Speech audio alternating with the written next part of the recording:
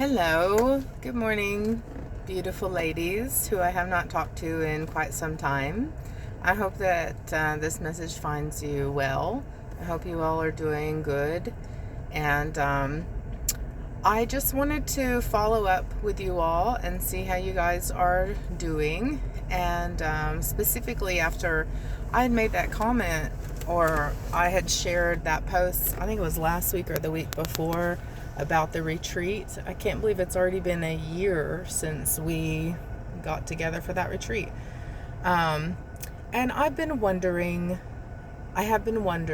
sincerely if maybe there's room in your life and a desire to have another retreat.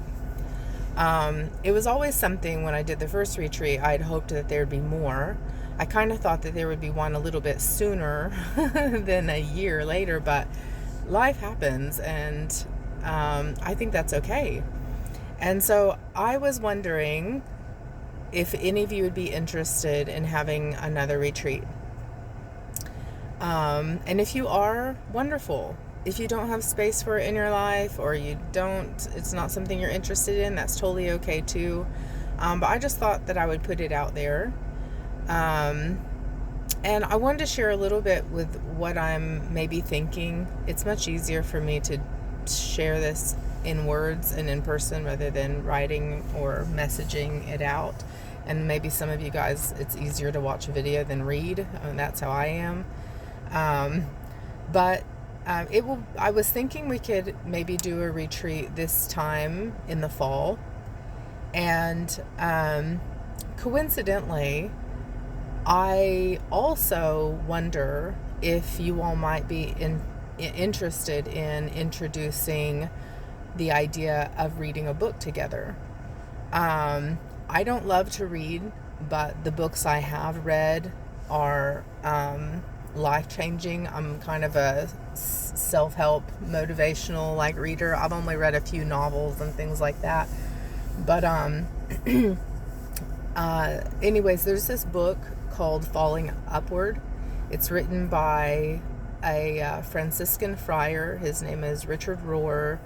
He is an amazing teacher, and anyways, his work has really just made a huge impact in my life. And I read the book Falling Upward whenever I moved from Australia to America.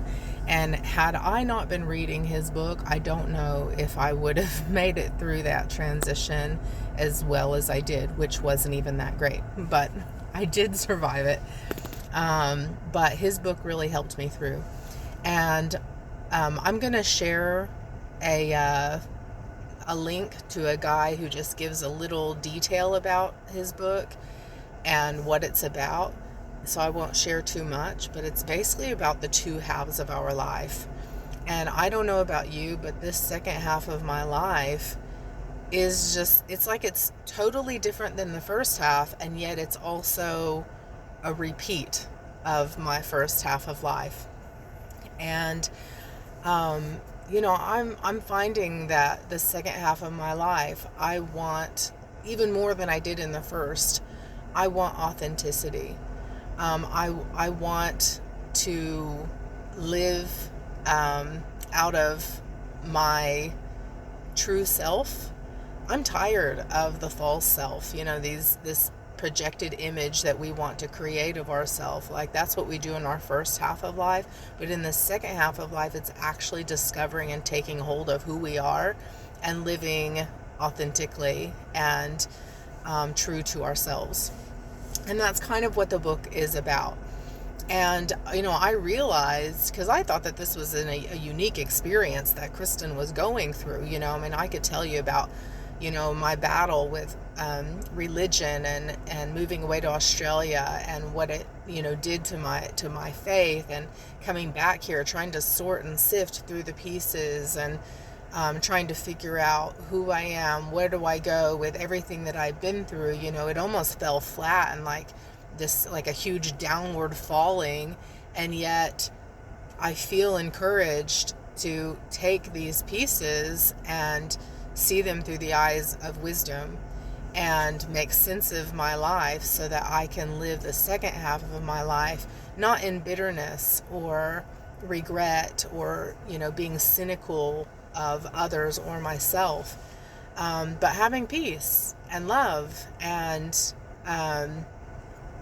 wisdom, and being able to share that with the generations after me. I can't believe I'm 41 and I'm talking about the generations after me, but that is essentially, what we are meant to give back after all that we've been through.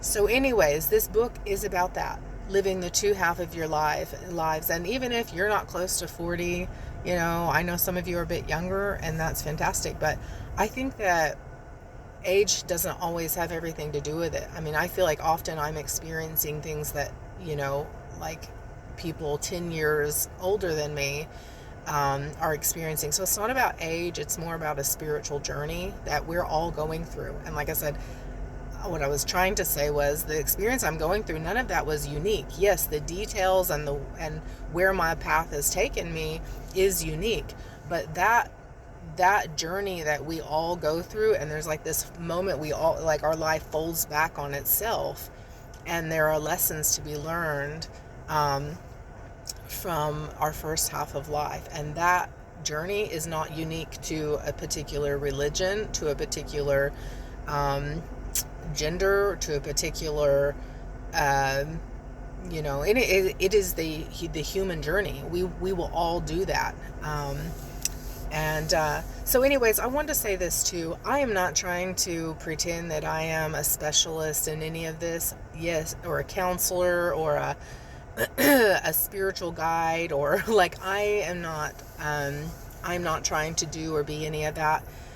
And that's something I wrestle with this like imposter syndrome. This imposter, like this voice goes, "You're not qualified." And I don't have a title. I don't have these things, but what I do love is getting people together, and I love facilitating a space where we can be authentic and genuine with one another. I love creating spaces where we can talk about our inner world and our true self, because I miss it. I miss having deep conversations. I miss having relationships that have depth to them. I miss intellectual conversations, and I love, I can be as shallow as a kiddie pool, but I do also love digging deep and sharing my life and lives of others, sharing it and partaking in a community. And I miss that. I don't go to church anymore. I'm not a part of a tight-knit group like maybe I once was. And I miss that. And I realize that this is one of the valuable things about gathering in community and just like hashing out life together. And if that's all I can do, and what I really enjoy doing, then I hope that I'm qualified enough to do that. Just facilitating a space where we can come together and do that. And I'm curious about maybe introducing this book together. Listen, I don't like to read a lot either, but I wonder if we read a book together. Read this book together that I mentioned.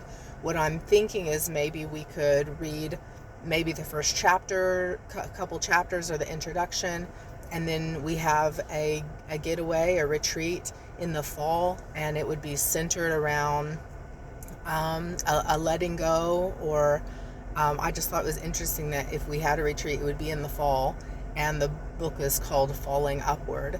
And I think there's something around that. I think maybe there's an invitation there to let some things go, and maybe we'll do another creative project that kind of embodies that.